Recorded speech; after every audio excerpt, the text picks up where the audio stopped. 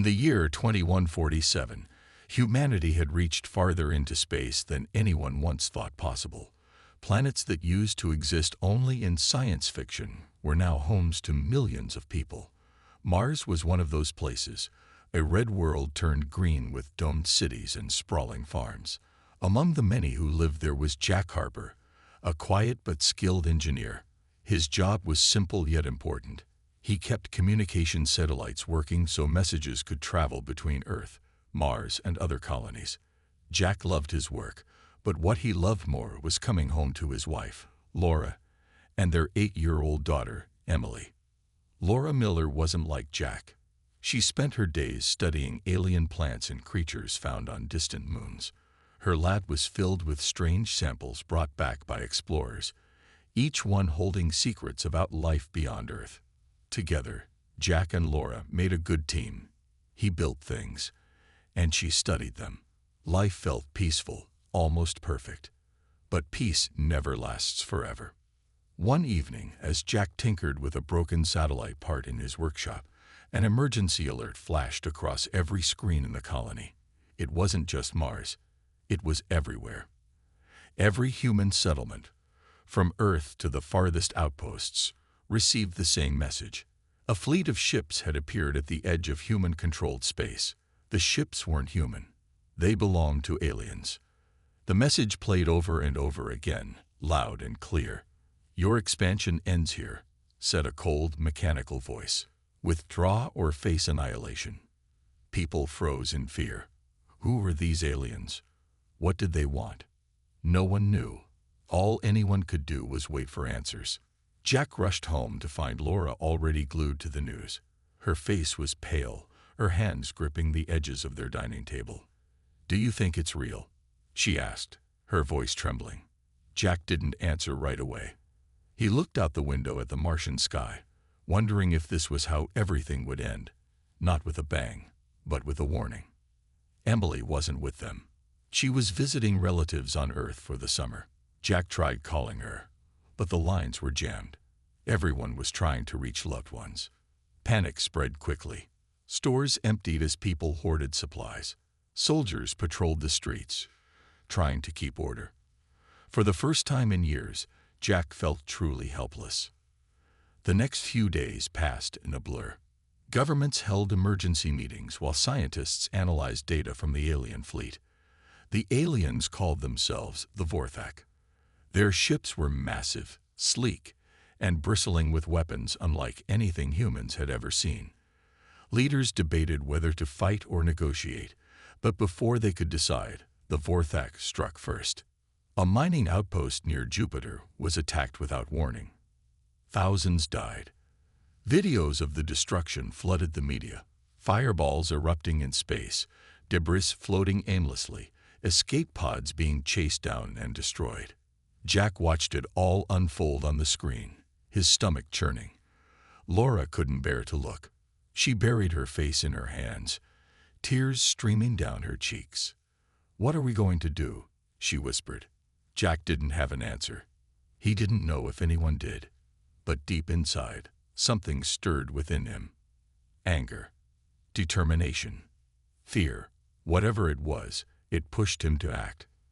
That night, he signed up for volunteer duty. If war was coming, he wanted to be ready. He wasn't a soldier, but he knew how to fix things.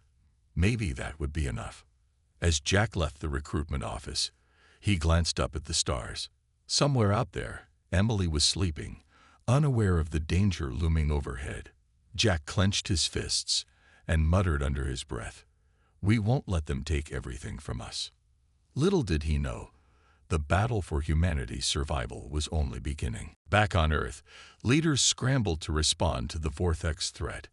President William Hayes called an urgent meeting with the United Nations Space Council. The room was packed with military commanders, scientists, and diplomats, all arguing about what to do next. General Samuel Carter, a grizzled veteran with years of experience, stood up and slammed his fist on the table. "We can't back down," he said firmly. "If we show weakness now, they'll crush us."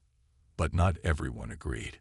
Ambassador Rachel Monroe, A calm and thoughtful woman urged caution.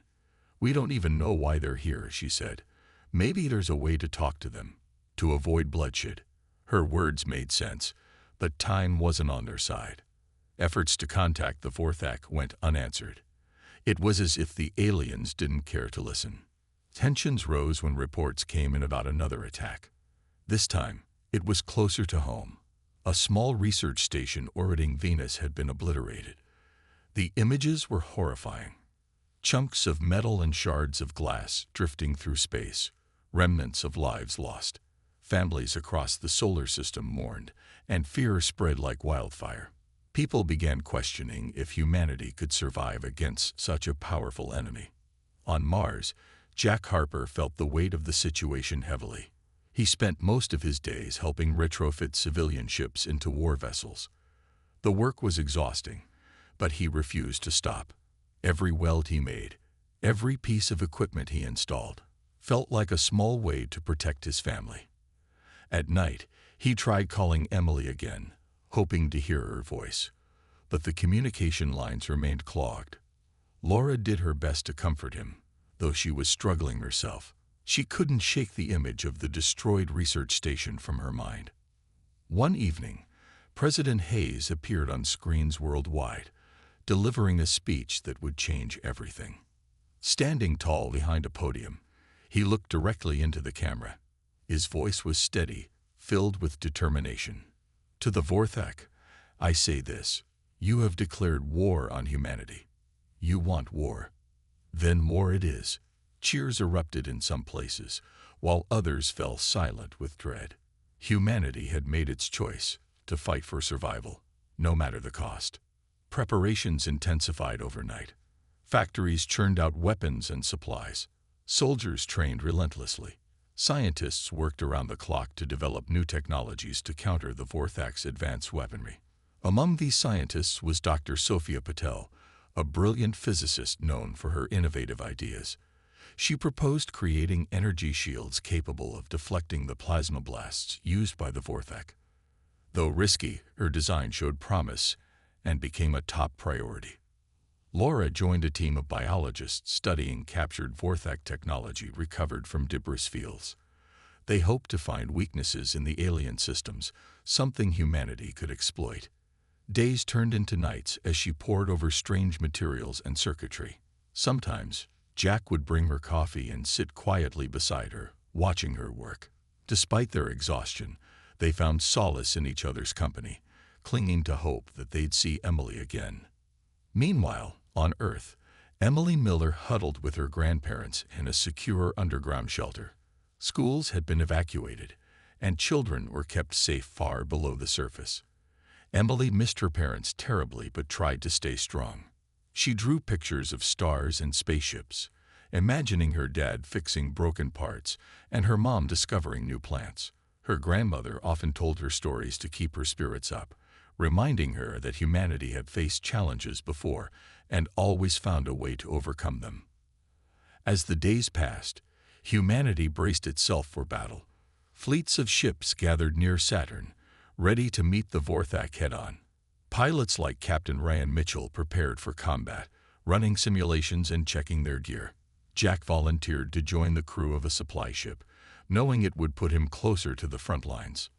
Laura begged him to reconsider, but he shook his head. "I need to do this," he said softly. "For us. For Emily." The stage was set.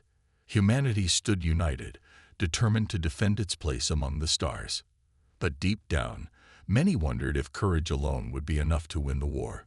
Only time would tell. The days leading up to the first major battle were tense. Humanity's fleet gathered near Saturn, its golden rings glowing softly in the darkness of space. Admiral Daniel Brooks, a tall man with sharp eyes and a steady voice, commanded the operation.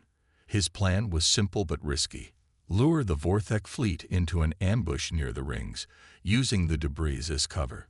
It wasn't much of a plan, but it was all they had. Jack Harper stood on the deck of a supply ship, staring out at the endless expanse of stars. His hands were calloused from hours of work, and his mind raced with thoughts of Laura and Emily. He wondered if they were safe, if they thought about him as much as he thought about them. The ship he was on wasn't designed for combat. It was slow and bulky. But Jack didn't care. He just wanted to help in any way he could. Pilots like Captain Ryan Mitchell buzzed around in sleek fighter ships, practicing maneuvers and testing their new energy shields. Dr. Sophia Patel's invention had been installed on every vessel, giving humanity a fighting chance against the Vortex plasma weapons. Ryan felt a mix of excitement and fear as he ran through simulations. He had trained for years, but nothing could prepare him for the reality of facing an alien enemy. Back on Earth, Laura Miller worked tirelessly alongside her team of biologists. They pored over fragments of Vortex technology, searching for weaknesses. One night, Laura noticed something strange, a faint hum coming from a piece of alien metal. She pressed her ear closer, trying to understand it. The sound seemed almost alive. Her colleague, Dr. Elena Cruz, suggested running tests, but time was short. If humanity was going to win, they needed answers now. As the fleet approached Saturn, Admiral Brooks gave the order to engage. The Vortex fleet loomed ahead, their ships massive and intimidating. For a moment, there was silence, just the vast emptiness of space between two forces preparing to collide. Then, chaos erupted. Plasma blasts lit up the darkness as the aliens opened fire. Human ships scattered, dodging the deadly shots while returning fire with everything they had. Ryan's fighters zipped through the battlefield, weaving between debris and enemy ships. His heart pounded as he lined up a shot and fired. The blast struck a Vortex drone, sending it spinning into the void. "Got one," he shouted into his comms, but there was no time to celebrate. Another drone came at him, forcing him to dive behind a chunk of ice from Saturn's rings. Jack's supply ship wasn't meant for dogfights, and it quickly became a target. Alarms blared as a plasma bolt grazed the hull, sending sparks flying across the deck. Jack held on tight, bracing himself as the ship rocked violently. "We need to get out of here," someone yelled. But Jack knew they couldn't retreat. Not yet. Supplies were critical for the fighters, and abandoning them would mean certain defeat. Laura watched the battle unfold from a secure bunker on Earth.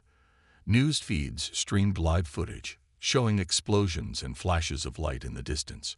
She clenched her fists, praying that Jack was okay. Emily sat beside her, gripping her hand tightly. "Dad will be fine," Emily whispered, though her voice wavered. Laura forced a smile, hoping her daughter couldn't see the tears in her eyes. Despite the odds, humanity began to gain ground. The energy shields held strong, deflecting many of the Vortex attacks. Fighters darted in and out of the rings, striking key targets and forcing the aliens to retreat. But the victory came at a cost. Ships were lost, and lives were shattered. Jack's supply ship took another hit, this time crippling its engines. As the crew scrambled to repair it, Jack stared out at the wreckage floating around him. He thought about the people who had died, wondering if their sacrifices would matter in the end. When the battle finally ended, both sides withdrew to regroup. Humanity had won the day, but the war was far from over. Exhausted and battered, Admiral Brooks addressed his fleet.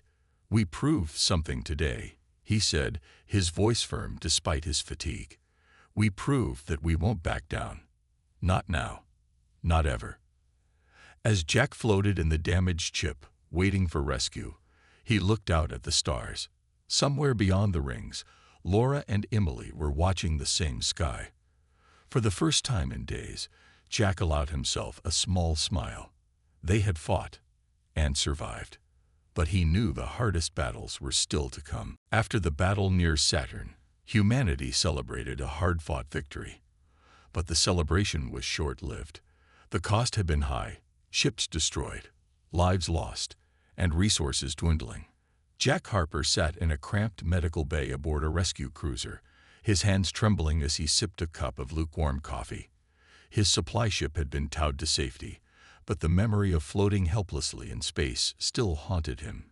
He couldn't stop thinking about the faces of the crew members who hadn't made it. Laura Miller, back on Earth, felt the weight of the war pressing down on her. Her team of biologists had finally cracked part of the Vortex technology. What they discovered shocked everyone. The aliens weren't attacking out of pure aggression. They were refugees, fleeing a dying homeworld. Their leaders believed that humanity's resources were essential for their survival, even if it meant wiping humans out to take them. Laura didn't know how to feel. Was it right to keep fighting when the Vorthak were desperate? Or should humanity protect itself at all costs? She shared her findings with President William Hayes, who listened quietly. His face was lined with worry as he leaned back in his chair. "If we tell people the truth, they'll panic," he said finally. "But if we don't, are we any better than them?" Laura nodded, understanding the dilemma. She suggested reaching out to the Vorthak again, this time with an offer of peace. Maybe there was a way to share resources, to find common ground. But General Samuel Carter dismissed the idea. "They've already shown us they don't want to talk," he snapped. "We can't trust them." On Mars, Jack returned to work, helping repair damaged ships and retrofit more civilian vessels for combat. His hands moved automatically, tightening bolts and welding metal, but his mind was elsewhere. He thought about Laura's research and wondered if she was right. Were they fighting monsters, or just frightened beings trying to survive? Either way, Jack knew one thing for sure. He couldn't stop now. Too many people were counting on him. Meanwhile, Captain Ryan Mitchell trained harder than ever, preparing for the next battle. The Vorthak had adapted quickly during the last fight, deploying massive drones that overwhelmed human forces. Ryan knew the aliens would come back stronger, and humanity needed to be ready. He spent hours running simulations, studying their tactics, and pushing himself to the limit. At night, he dreamed of explosions and plasma blasts, waking up drenched in sweat. Emily Miller stayed safe underground with her grandparents, though she grew restless. She missed school, her friends, and most of all, her parents. One evening, as she flipped through a book about stars, her grandmother sat beside her. "Your mom and dad are heroes," she said gently. "They're doing everything they can to keep us safe." Emily nodded, but tears filled her eyes. She wanted them to come home, not just for a visit, but forever. As days turned into weeks, tensions escalated. The Vorthak launched another attack, this time targeting a colony on Europa, one of Jupiter's moons. The assault was brutal, catching the defenders off guard. Admiral Daniel Brooks scrambled to send reinforcements, but the distance made it difficult. By the time help arrived, the colony was in ruins. Survivors spoke of unimaginable horrors. Aliens swarming the streets, tearing apart buildings, and leaving nothing behind. Jack watched the footage in stunned silence. It hit too close to home. Mars wasn't far from Europa, and he couldn't shake the fear that his own colony might be next. Laura, seeing his distress, hugged him tightly. "We'll get through this," she whispered. "Together." The war was changing everyone. Soldiers like Ryan became colder, focused only on survival. Scientists like Laura wrestled with moral questions, unsure if their work was helping or harming.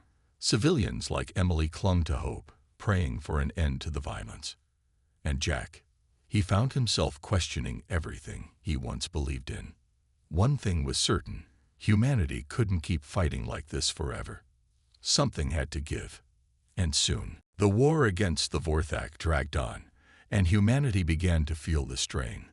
Supplies were running low, morale was sinking, and every victory came at a greater cost than the last.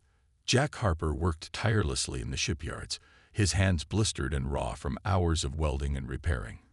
He barely slept, driven by a mix of fear and determination. Each day, he thought about Laura and Emily, wondering if they'd ever have a chance to live in peace again. Laura, meanwhile, wrestled with the secret she had uncovered about the Vorthak. She couldn't shake the image of their dying homeworld, a barren wasteland where nothing grew and life was fading. If humanity could help them survive, wouldn't that be better than endless bloodshed? But how could she convince others to see it her way? General Samuel Carter made it clear that mercy wasn't an option. "They attacked us first," he growled during a meeting. If we show weakness now, they'll crush us. Despite the pressure, Laura decided to share her findings with Admiral Daniel Brooks. The Admiral listened carefully, his expression unreadable. When she finished, he leaned back in his chair and sighed. "You're asking me to gamble everything on trust," he said. "What if they betray us?" Laura hesitated before answering. "And what if they don't?" she replied softly. "Isn't it worth trying?" Admiral Brooks didn't answer right away. Instead, he called President William Hayes for guidance. After a long discussion, they agreed to take a risk. They would propose a truce, but not without a backup plan. General Carter devised a bold strategy. Use modified terraforming devices to create habitable zones on uninhabited moons. If the Vorthek refused peace, humanity would offer these areas as a compromise. It wasn't perfect, but it might buy time, or even end the war. While diplomats prepared to negotiate, Admiral Brooks planned one final assault. The goal was to cripple the Vorthek's central command ship, weakening their ability to fight. Jack volunteered for the mission, knowing it would be dangerous. His job was to pilot a decoy shuttle, drawing enemy fire away from the main fleet. Laura begged him not to go, but Jack kissed her forehead and promised to come back. "I have to do this," he said firmly, "for all of us." The night before the attack, Jack lay awake, staring at the ceiling. He thought about Emily, who was still safe underground on Earth. Would she understand why he had chosen to fight? Would she forgive him if something went wrong? These questions haunted him, but he pushed them aside. There was no room for doubt now. Captain Ryan Mitchell led the fighter squadron, his nerves taut like a bowstring. As the fleet approached the Vorthek's position, Ryan gave the order to engage. Plasma blasts lit up the darkness as ships clashed in a chaotic dance of destruction. Jack's decoy shuttle darted through the battlefield, its engines screaming as it dodged enemy fire. The Vorthek took the bait, sending drones after him. Jack's heart raced as he guided the shuttle toward a dense asteroid field, hoping to lose them. Back on Earth, Laura coordinated the terraforming project remotely. Her fingers flew across the keyboard as she activated the devices, creating pockets of breathable air and fertile soil on distant moons. Sweat dripped down her face, but she didn't stop. This was humanity's lifeline. If negotiations failed, it might be their only hope. As the battle raged on, Admiral Brooks' forces managed to disable the Vorthek's command ship. Explosions rocked the alien vessel, forcing it to retreat. Cheers erupted among the human fleet, but Jack knew the war wasn't over yet. He limped back to the main fleet, his shuttle battered but intact. When he stepped onto the deck, Laura's voice crackled over the comms. "You did it," she said, tears in her voice. Jack smiled faintly, too tired to speak. Humanity had won another victory, but the real test was yet to come. Could they find peace with the Vorthek, or would the cycle of violence continue? Only time would tell. The battle had ended, but the tension lingered. Humanity's fleet regrouped near Saturn, battered but alive. Admiral Daniel Brooks stood on the bridge of his flagship, staring at the damaged Vorthek command ship retreating into the distance. For the first time in months, there was a glimmer of hope. The aliens were weakened, and humanity had shown it could fight back. But Brooks knew this wasn't just about winning battles. It was about finding a way to stop the war. Laura Miller worked tirelessly to finalize the terraforming project. On distant moons, barren landscapes began to transform. Green patches of moss appeared on rocky surfaces, and thin layers of breathable air formed around select areas. It wasn't perfect, but it was enough to sustain life, if the Vorthek were willing to accept it. Laura sent detailed reports to President William Hayes, who shared them with Ambassador Rachel Monroe. Together, they drafted a proposal: offer the newly terraformed zones as a neutral territory where both species could coexist. Jack Harper returned to Mars after the battle, exhausted but relieved to be alive. His hand still bore the burns from working on the decoy shuttle, and his body ached from days without sleep. Laura greeted him with tears in her eyes, hugging him tightly. "You're home," she whispered. Jack nodded, though he knew their fight wasn't over yet. He spent hours talking with Laura about the plan, weighing the risks. Could they trust the Vorthak? What if the aliens saw it as a trick? On Earth, Emily Miller waited anxiously for news. She hadn't seen her parents in months, and the constant updates about battles left her scared and lonely. Her grandparents tried to keep her spirits up, telling stories and playing games, but nothing could fill the void. One evening, as she sat by the window looking at the stars, her grandmother joined her. "Your mom and dad are doing something amazing," she said softly. "They're trying to make the world better. For you, for everyone." Emily nodded, clutching her stuffed bear tightly. The negotiations began aboard a neutral space station orbiting Jupiter.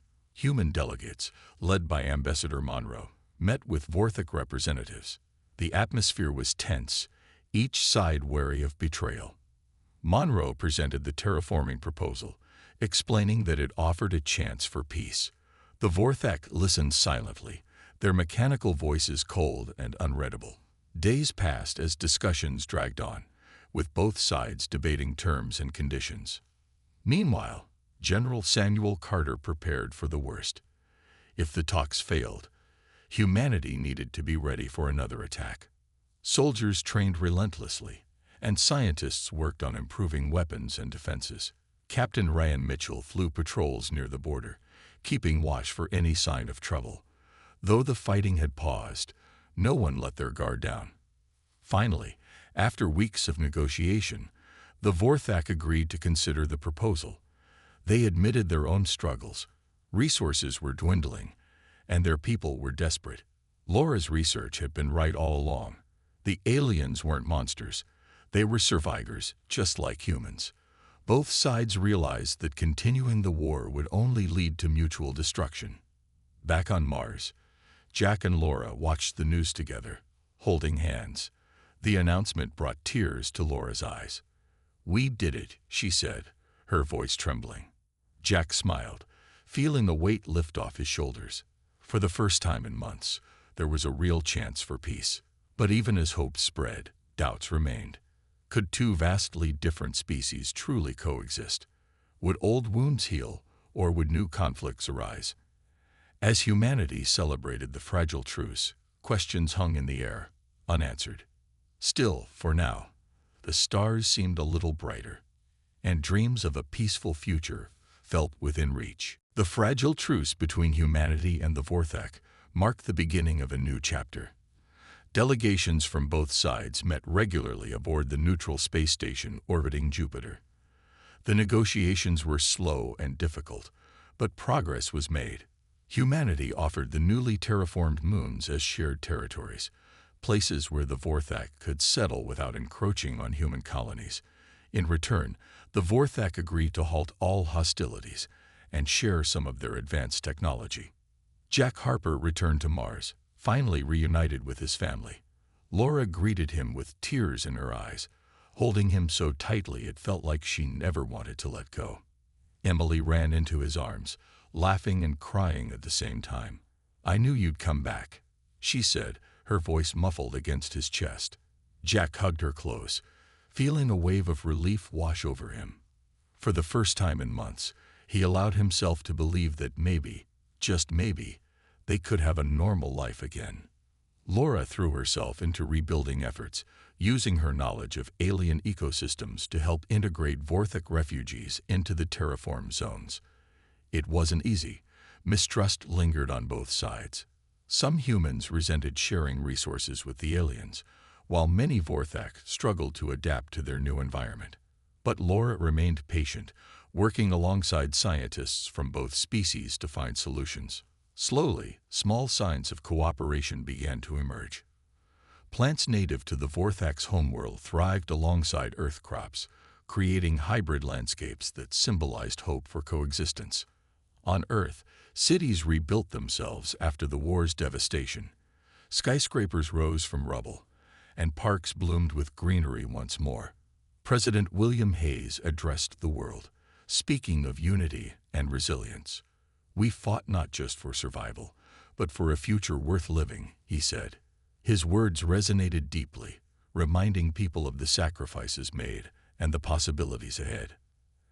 Admiral Daniel Brooks retired from active duty, passing command to younger leaders who had grown up during the conflict.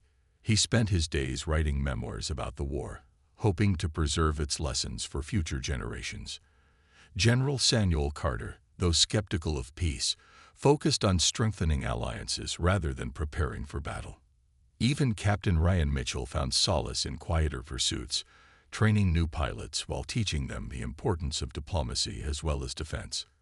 As months turned into years, humanity and the Vorthak learned to live side by side. Trade routes opened between colonies, exchanging goods and ideas. Children played together under artificial skies, unaware of the hatred that once divided their parents' worlds. On Mars, Jack watched these changes unfold with quiet pride.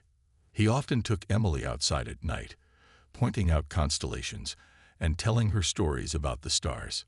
One evening, as they stood beneath the Martian sky, Emily asked, "Do you think we'll always be okay now?" Jack smiled, ruffling her hair. "I don't know," he admitted, "but I do know this. We've got each other. And if we keep trying, we can make things better." Laura joined them, wrapping an arm around Jack's waist. Together, they gazed upward, marveling at the vastness of space. Somewhere out there, among the countless stars, lay endless opportunities and challenges. But for now, humanity and the Vorthak had taken their first steps toward peace. It wasn't perfect. Old wounds still ached and disagreements arose. Yet through determination and understanding, two species forged a bond stronger than fear or anger. They proved that even in the darkest times, light could break through, if only they dared to reach for it. And so, humanity and the Vorthak began writing a new story together, united by shared struggles and dreams of a brighter tomorrow.